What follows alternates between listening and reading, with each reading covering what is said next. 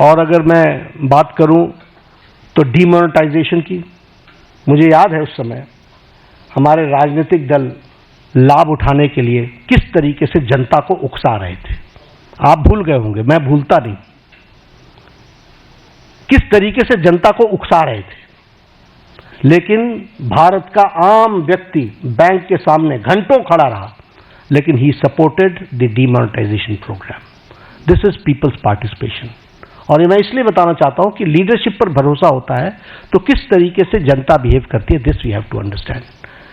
अगर मैं बात करूं न्यू एजुकेशन पॉलिसी की, यही देश है जहां एजुकेशन पॉलिसी को लेकर एजुकेशन की मिनिस्टर्स की कॉन्फ्रेंस एक साथ नहीं हो पाती थी।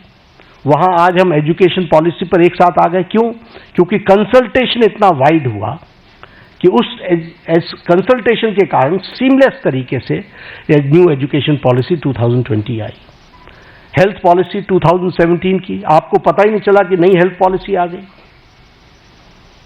आपको इसलिए नहीं पता चला क्योंकि कोई झगड़ा नहीं हुआ, कोई इशू क्रिएट नहीं हुआ, कोई ऐसी चीज नहीं आई। और कंसल्टेशन इतनी वाइड हुई और इतने होलिस्टिक अप्रोच में हुई कि वह सब भी आप लोगों ने देखा है। स्वच्छ भारत अभियान, आपके ही आंकड़े बताते हैं कि one of the most successful programme. सिर्फ टॉयलेट्स बनाना ही नहीं, लेकिन हेल्थ के इंडिकेटर से भी ले तो हमको स्वच्छ भारत अभियान का सीधा फायदा दिखता हुआ नजर आता है। जब हम देखते हैं कि हमारे बच्चों के जो उनको जो प्रॉब्लम्स होती थी उसमें डिक्लाइन आ गया है, तो ये सारी बातें हमको जनता के सपोर्ट से मिली हैं। जब मैं ट्रांसपेरेंट गवर्नमेंट की बात करता हूं तो आपने देखा होगा डीबीटी का लगभग 130 टाइम्स ट्रांजैक्शन बढ़ गया है। और उसी तरीके से जैम ट्रिनिटी ने 3.9 लाख करोड़ की लीकेज को रोका है। और उसी तरीके से हमारे ट्रांसपेरेंट टैक्सेशन को और उसको भी हम लोगों ने लॉन्च किया ताकि ट्रांसपेरेंट टैक्सेशन का प्रोसेस को अडॉप्ट करें और कोई भी ऑनेस्ट टैक्स पेयर को उसका लाभ मिल सके। प्रगति के माध्यम से सारी स्कीम्स को एक तरीके से कोशिश की गई है कि जो रुके हुए प्रोजेक्ट्स थे जिसके बारे में चर्चा नहीं होती थी वह भी चर्चा हो और उसको भी सही ढंग से हम जनता के लिए समर्पित कर सके, इस बात का प्रयास हुआ है।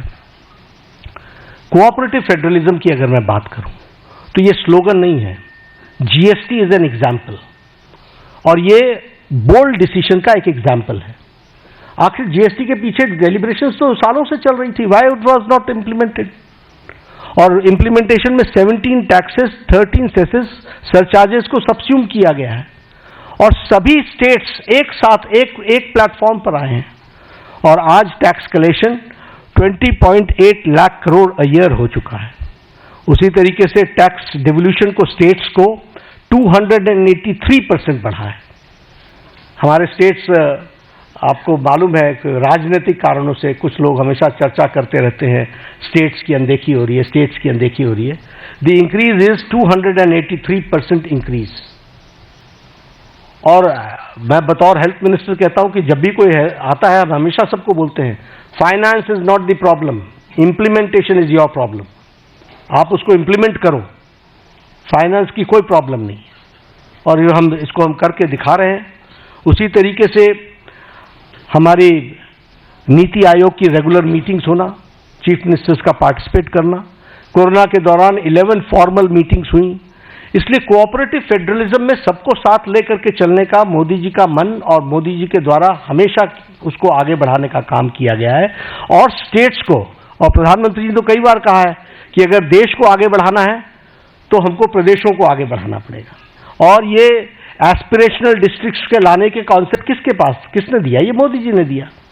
ये स्टेट्स के ही तो डिस्ट्रिक्ट्स हैं जिनको मेन स्ट्रीमिंग करने का और उनको ताकत देने का काम किया जा रहा है। फ्यूचरिस्टिक गवर्नमेंट है। और फ्यूचरिस्टिक गवर्नमेंट अगर हम कहते हैं तो चाहे वो इंडिया का एआई मिशन हो, फिर चाहे वो हमारा